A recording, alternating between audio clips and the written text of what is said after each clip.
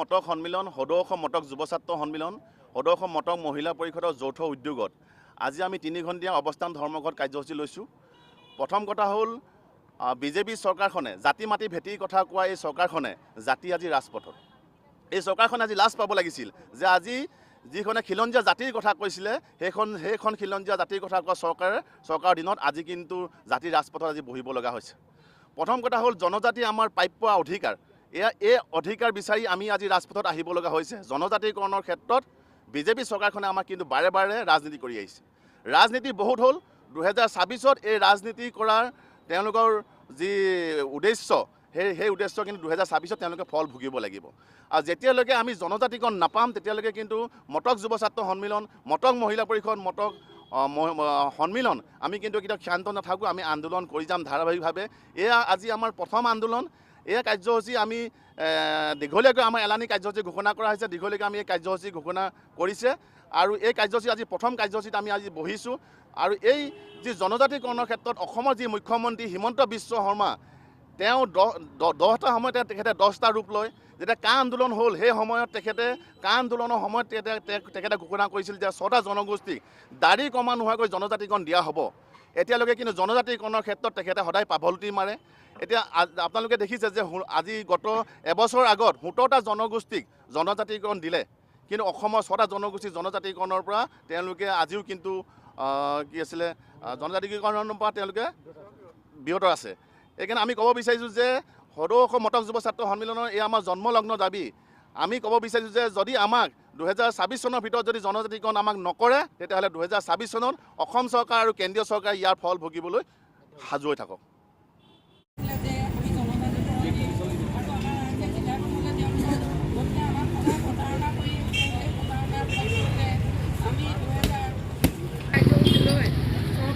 যিকোনো এখন চৰকাৰে আমাক প্ৰতিখন চৰকাৰে আমাক ঠগি আহিছে। গতিকে তাৰ আমি তেওঁলোকৰ আৰু আমাৰ যিমান মহিলাসকল বা পুৰুষসকল আছে সকলোৱে ওলাই আহিব বুলি মই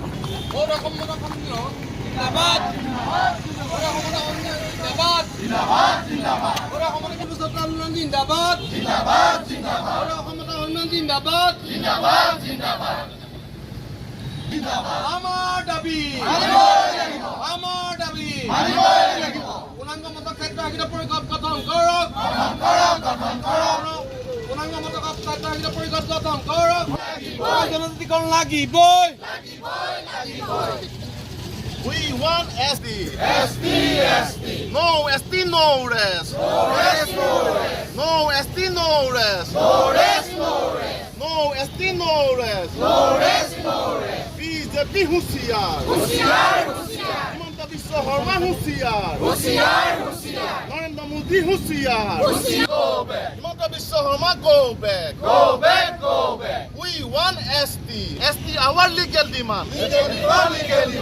SD our legal demand. Legal demand fulfill.